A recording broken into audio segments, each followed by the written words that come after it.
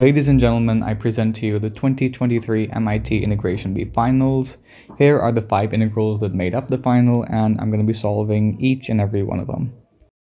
The first integral on the 2023 finals is a fascinating tricky boy. So we're going to call our integral I, and we're going to convert it into a structure quite familiar to viewers on the channel here.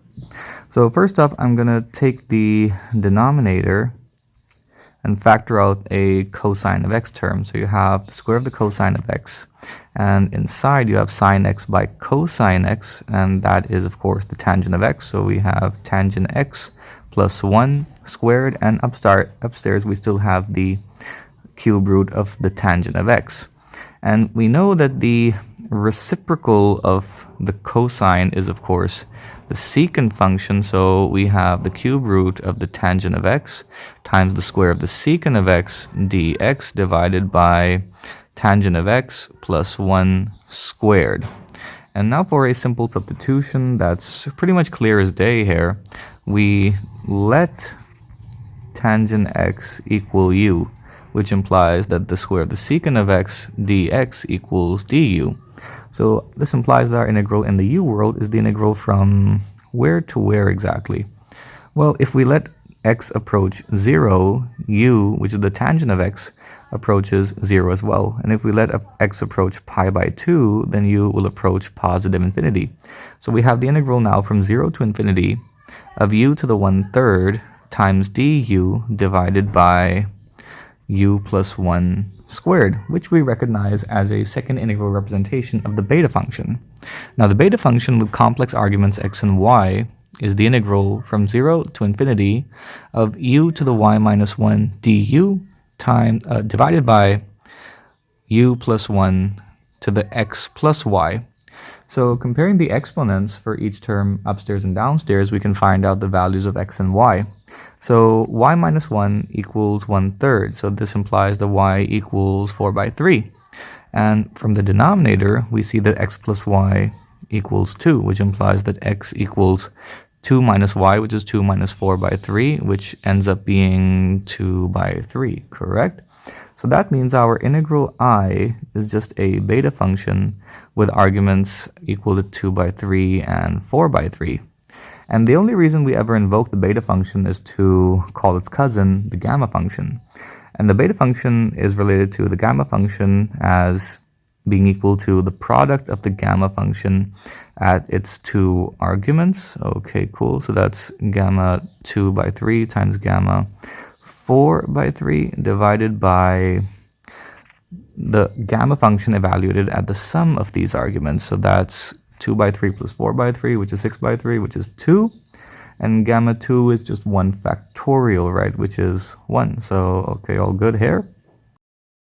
Next up, we're going to make use of some properties of the gamma function here, because we know that gamma 4/3 is just gamma 1 plus 1/3, and gamma z plus 1, that's a horrible z, by the way, sorry about that, equals gamma z times z, correct?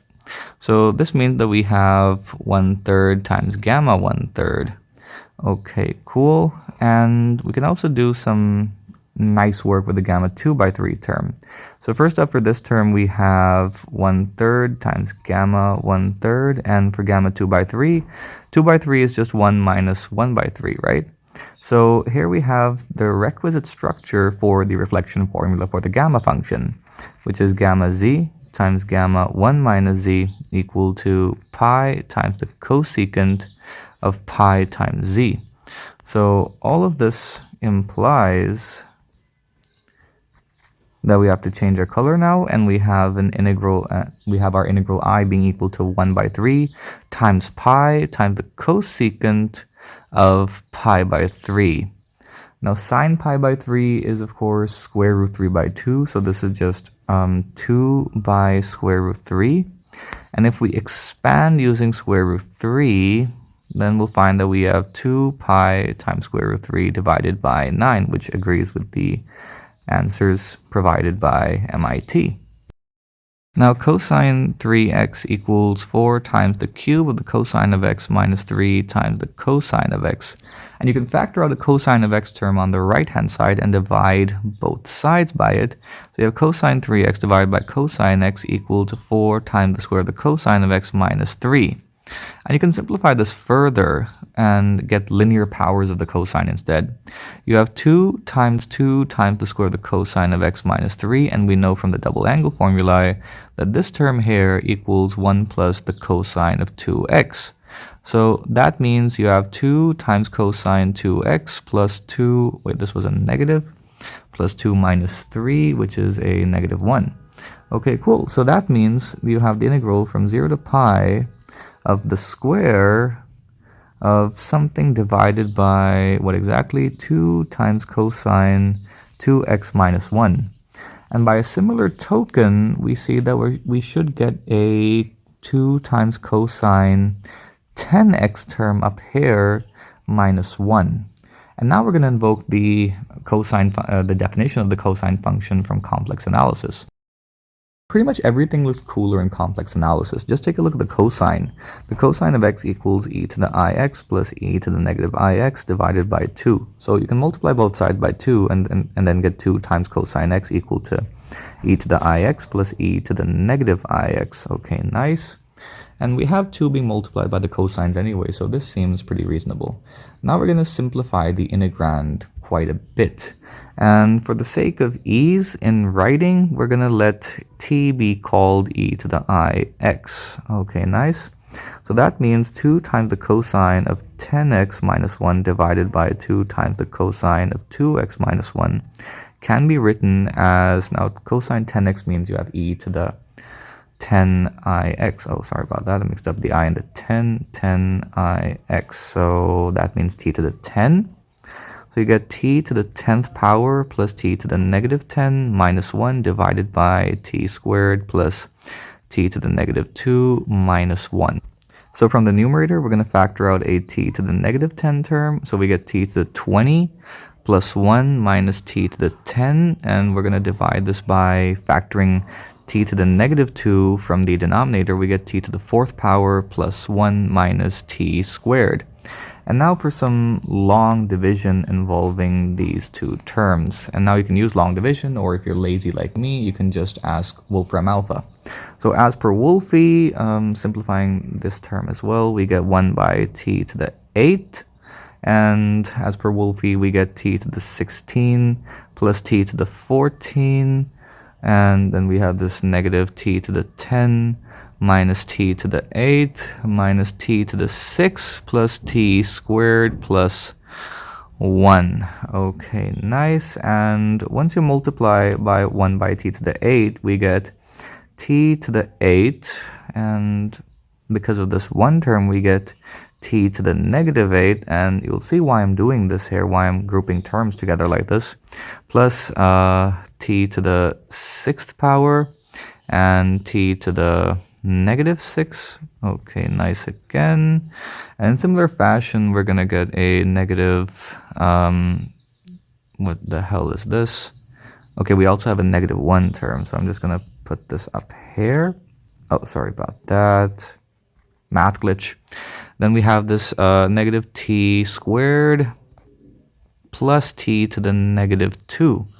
Okay, cool. So that pretty much covers everything here. So that means we have some more cosine terms. I mean, remember that we called t e to the ix. So that means t to the 8 is basically e to the 8ix plus e to the negative 8ix. So that will give you twice the cosine of 8x plus twice the cosine of 6x minus twice the cosine of 2x. Okay, cool.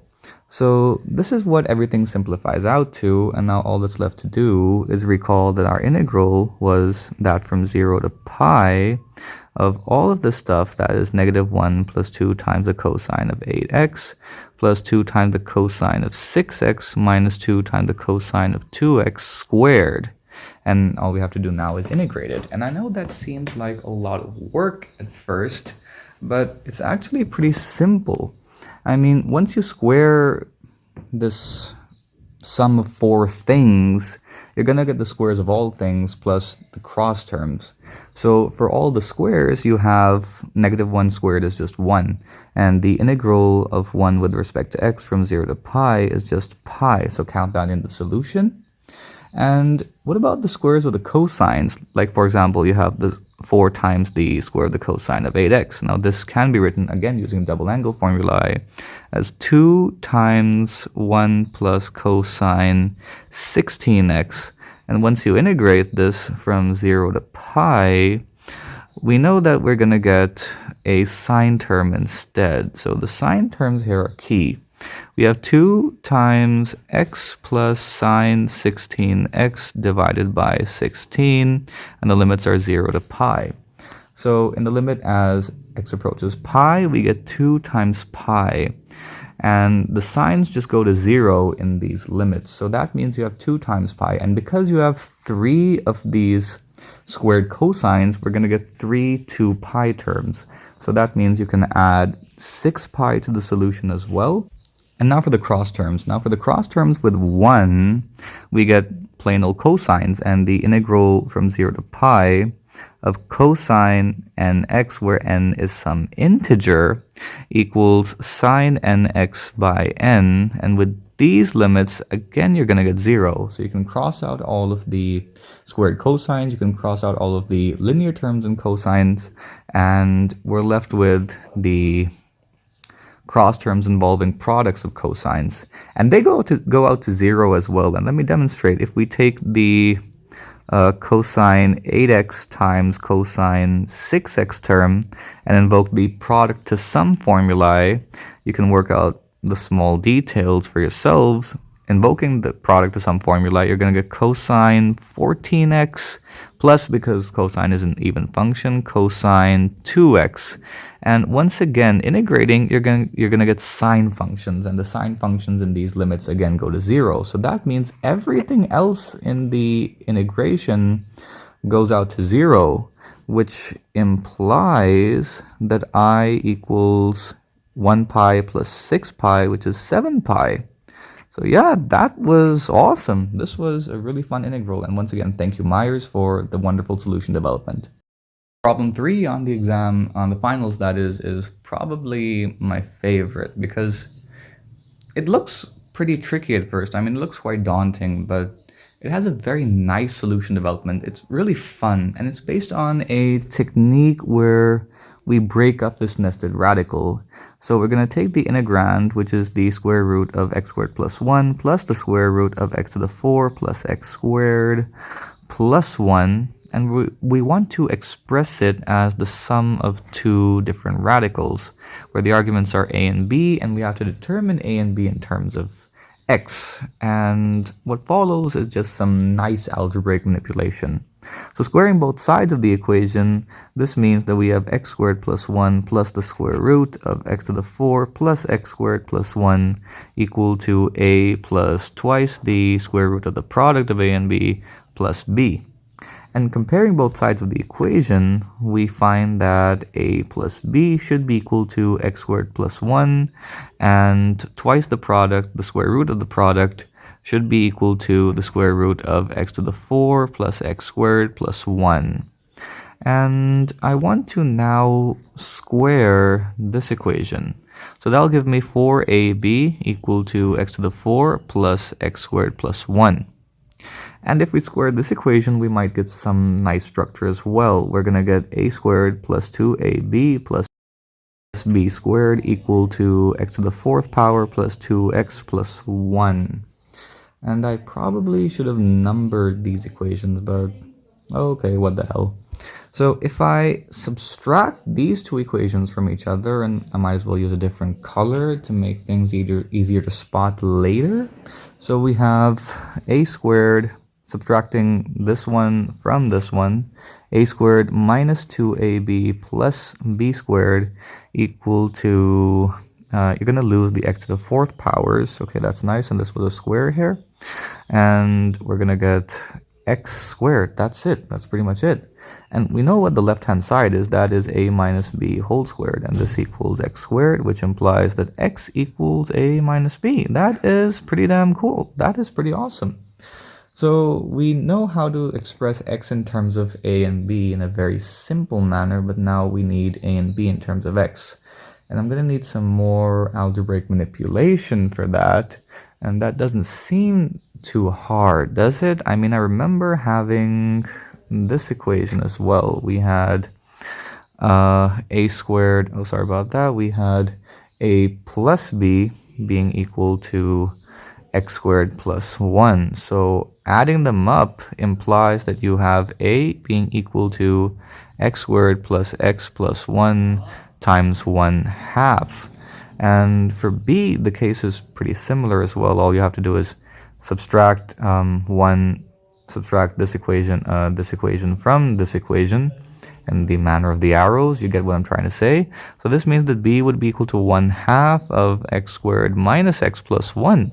So that's really cool. So that means we can express our integral I as the integral from negative 1/2 to positive 1/2 of 1/2, and we have this factor 1/2 outside, and we have the square root of x squared plus x plus 1 dx, and we can express it as another very simple integral from negative 1/2 to positive 1/2 of the square root of x squared minus x plus 1 dx.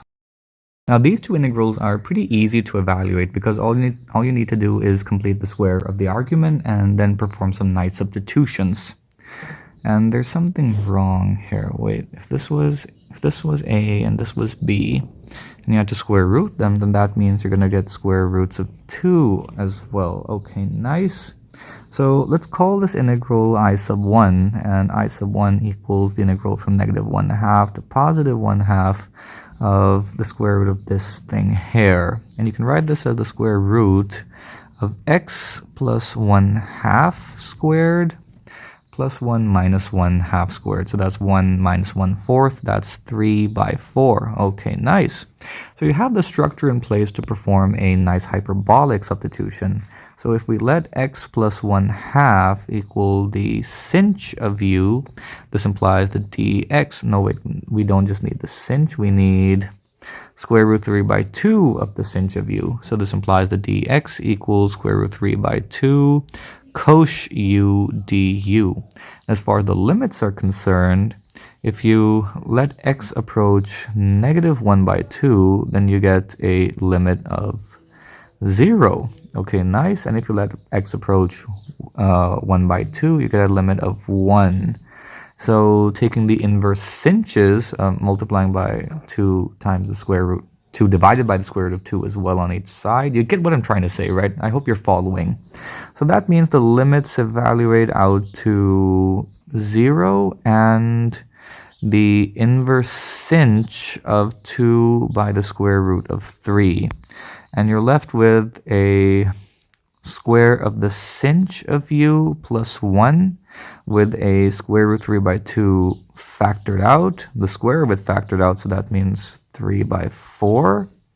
Okay, nice. Everything's in the square root, and you have the differential element as well.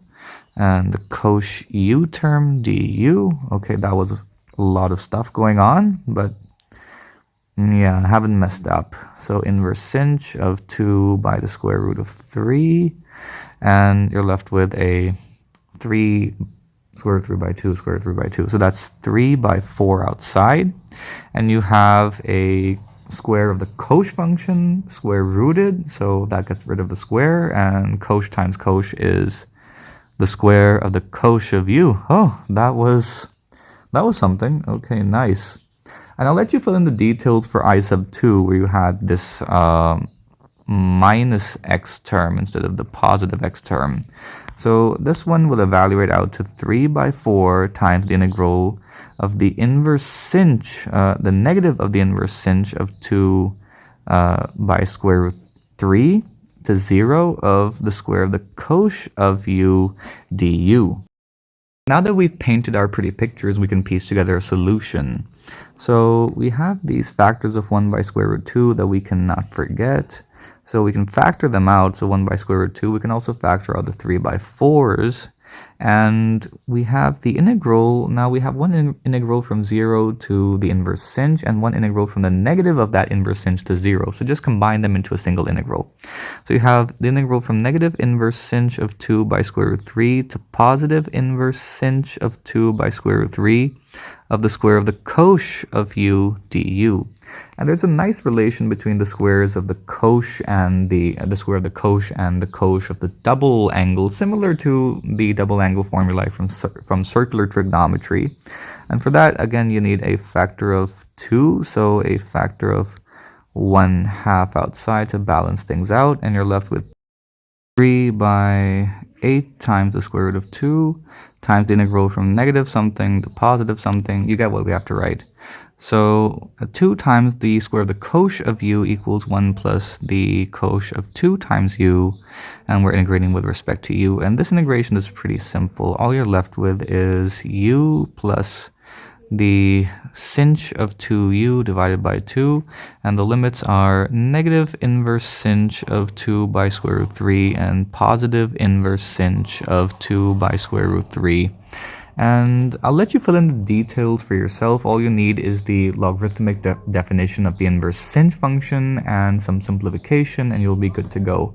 And I'll just write down the final answer. So square root 7 by 2 times square root 2 plus 3 by 4 times square root 2 times the natural logarithm of 2 plus square root 7 by 3 plus some homework for you. 4 on the finals is kind of surprising because it's pretty easy. I mean, almost too easy. So we're going to call the integral I, and we notice that we have x to the 20 and x to the 10 in the denominator and x to the 9 in the numerator. So this is the perfect place for a substitution of letting x to the 10 equal u, which implies that 10 times x to the 9 dx equals du. And oops, I forgot, the question in the exam in the finals had a 10 to the 20 term being multiplied as well. So we need a factor of 10 here and here, factor 1 by 10 outside, that is. So this implies that I equals 10 to the 19 times the integral from 2 to the 10 is 1024, and the upper limit is still infinity. We have du by u squared minus 48 times u plus 576 minus 1. And the reason for that is some completing square arguments in the denominator. So you have du by, it's pretty easy to see that this is u minus 24 squared minus 1. And just one more substitution of letting u minus 24 equal t, just for more clarity for what follows. So I equals 10 to the 19 times the integral from 1000 to infinity of dt by t squared minus 1, which you can break down into partial fractions. So we have 10 to the 19 times, I think we need a factor of 2. Yeah, we need a factor of 2 and 1/2 outside.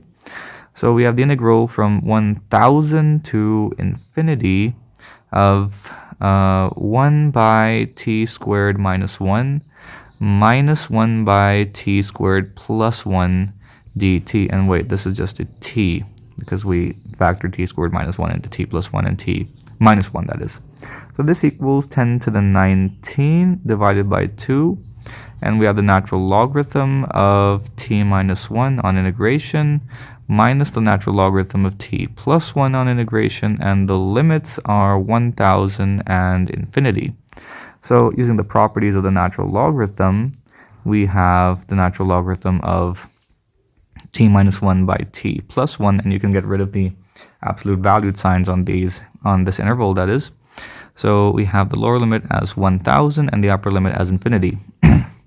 Now in the limit as t goes to infinity for t minus 1 over t plus 1, you can factor out a t upstairs and downstairs, and you're left with a limit as t goes to infinity of 1 minus 1 by t divided by 1 plus 1 by t, because the t's cancel out, and that is just 1. So the natural logarithm will approach 0. So this implies that our integral I equals 10 to the 19 divided by 2 negative sign, natural logarithm of 10 to the 3 minus 1 divided by 10 to the 3 plus 1, where I just wrote 1000 as 10 to the 3 because it looks cooler. So we have 10 to the 19 divided by 2, and to get rid of the negative sign, we have 10 to the 3 plus 1 divided by 10 to the 3 negative 1, where I just reciprocated the argument of the natural logarithm. And that's a wrap for problem 4. Problem 5 is pretty much the best integral on the entire finals. I enjoyed solving it. It's definitely my favorite one of the bunch. And the solution development is really cool. I had lots of fun solving it. And the entire solution development rests on the relationship between the integral from 0 to 1 of this function and the integral from 0 to 1/2 of the exact same function. So it's this relationship that we're going to exploit in order to solve this integral. First things first, we call our integral I as always, and I'm going to perform a substitution by letting x equal 2 times u, which implies that dx equals 2 times du. So our integral in the u world is that from 0 to 1/2 now of the square of the sum over the positive integers n of floor 2 to the n times 2 times u divided by 3 to the n, and the differential element here is 2 times du, and we can just pop the 2 outside of the integral. Okay, cool. So because we have 2 to the n times 2, we can write this as 2 to the n plus 1. And I'm going to perform a transformation now for our index variable, where we go from n to the n plus 1 world. So this implies that I now equals twice the integral from 0 to 1/2 of the square of the sum over the positive integer starting at n equals 2 of floor 2 to the n times u divided by 3 to the n minus 1 du. And we know that 3 to the n minus 1 can be written as 3 to the n times 3 to the negative 1. So this is just a constant multiple that we can just pop outside of our integral, and the reciprocal of the inverse of 3 is 3, and we have a square on it too, so we have 2 times 3 squared, which is 18. So we have 18 times the integral from 0 to 1/2 of the square of the sum over the integers from n equals 2 of floor 2 to the n times u divided by 3 to the n. And there is no harm in adding a 0 to the argument, the old flammable maths joke where if you have one apple and you take it away, then you have no apple. So yeah. Anyway, why exactly did I add a 0 here? Well, because we have the floor function, we can make use of some of its really cool properties. We know that it returns the integer part, right? So for u between 0 and 1/2, we know that 2 times u is between 0 and 1. So that means the floor function will return the value 0, correct? So that means 2 to the u divided by 3 is 0. So replacing 0 by this more fancy version of 0, sorry about that, plus floor 2 times u divided by 3, we recognize that this 0 term that we introduced is actually the n equals 1 term in the sum. So that means we can write I as 18 times the integral from 0 to 1/2 of the square of the sum over the positive integers n of floor 2 to the n times u divided by 3 to the n. And it's hard even for me to distinguish between my n's and the u's, but anyway, bear with me for this video. Next up, we're going to perform another analysis of our integral I, which is the integral from 0 to 1 of all of this stuff. And we can write this as the integral from 0 to 1/2 plus the integral from 1/2 to 1 of the square of the sum over n of floor 2 to the n times u divided by 3 to the n du. And I'm going to perform another transformation here by letting u equal to t plus 1/2. And that has the benefit of transforming my limits of integration for the second integral into something more familiar. So I have the integral from 0 to 1/2 plus the integral from 0 to 1/2 because of the transformation. And the integrand now looks like the sum over n of floor 2 to the n times t plus 1/2 divided by 3 to the n squared du. Okay, cool. So what we have here as the argument of the floor function is 2 to the n times t plus 2 to the n minus 1. Okay, nice.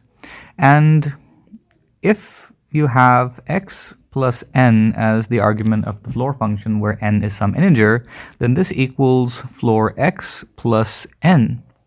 Okay, nice. So that means you have the integral from 0 to 1/2 plus the integral from 0 to 1/2 of the sum over 2 to the n times t plus 2 to the n minus 1 divided by 3 to the n, everything squared, dt.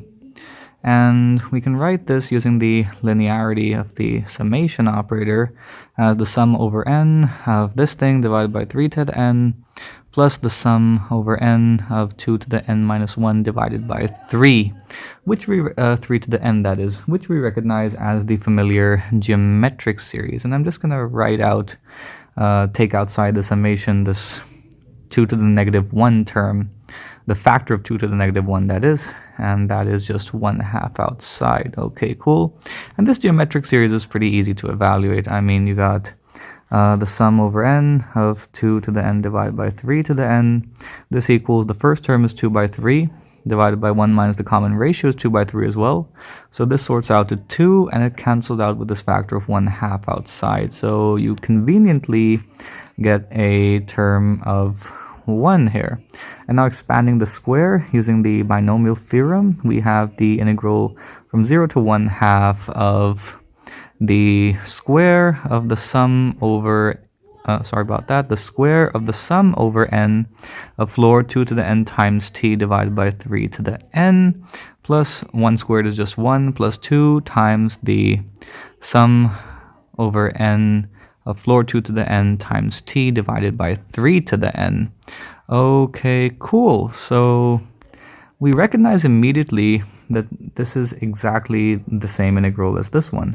So we have twice this integral from 0 to 1/2, plus we have the integral from 0 to 1/2 of 1 with respect to t, plus we have 2 times the integral from 0 to 1/2 of the sum over n of floor 2 to the n times t divided by 3 to the n dt.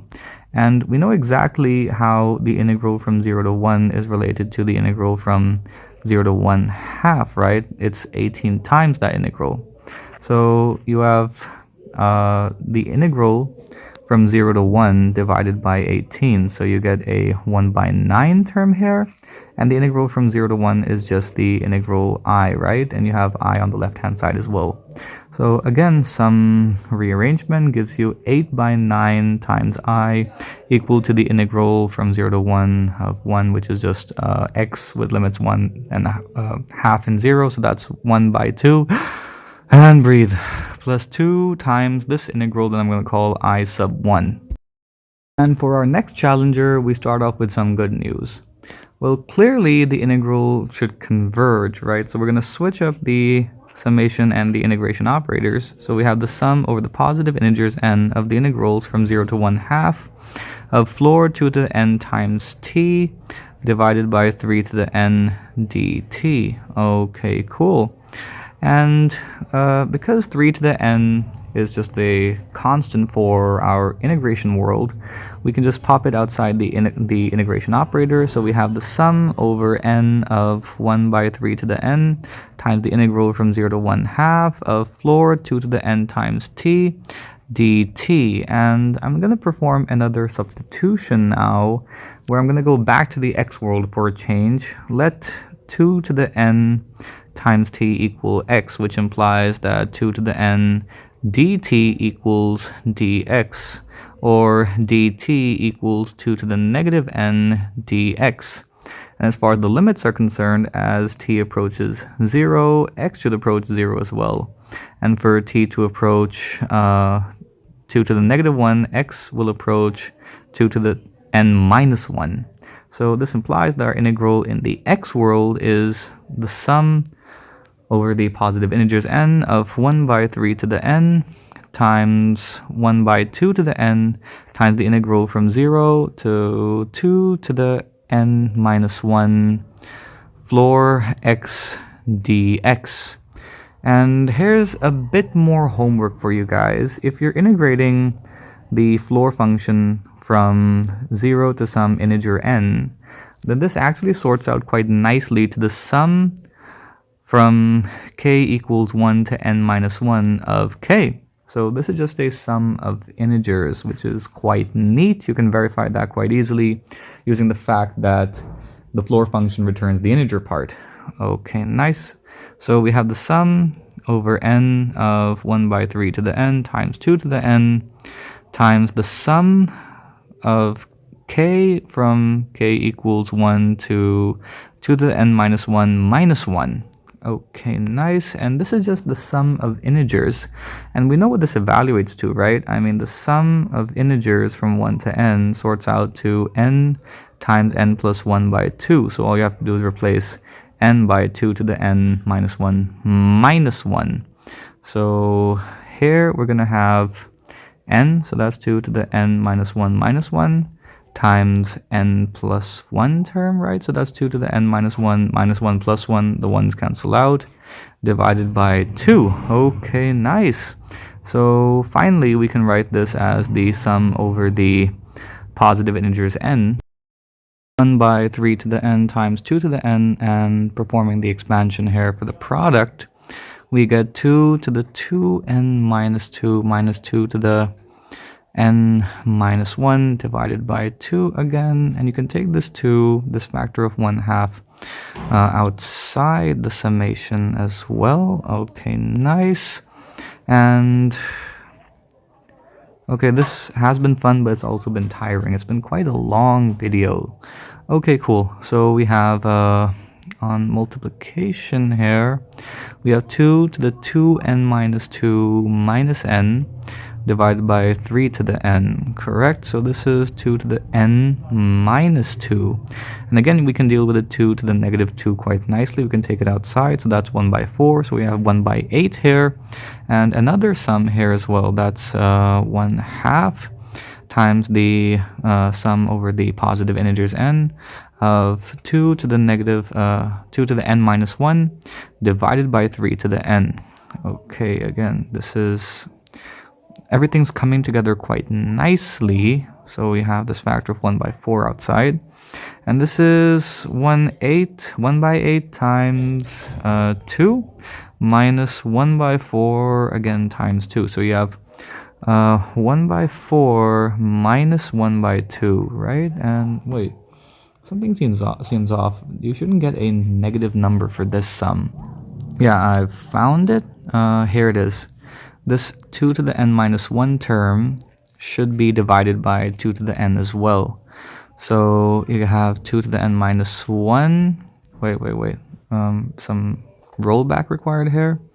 Minus n, so that's a cancellation. 2 to the negative 1 is all that's left here. So here's a 1, and here's a 1 by 4 outside. So the first sum seems to be correct. And for the second, we have another geometric series. First term here is 1 by 3. 1 minus a common ratio, which is also 1 by 3. So that's 1 by 3 divided by 2 by 3, which is, in fact, 1/2. Okay, cool. So 1/2 times 1/4 is just 1/8.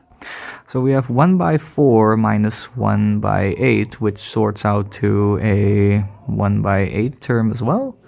Okay, nice. So this is what the integral I sub 1 evaluates to. Now, recalling that your target integral, or 8 by 9 times the target integral, equaled 1/2 plus 2 times I sub 1, which is 1 by 8. So we have 1 by 4 plus 1/2, which sorts out to a nice 3 by 4 term. And now we have some cancellation. No, we don't have any cancellation. We can just multiply both sides by 9 by 8, and we get 27 by 32, which is the correct answer. And breathe. I hope you enjoyed the video. Be sure to like and subscribe. Thank you. See you next time.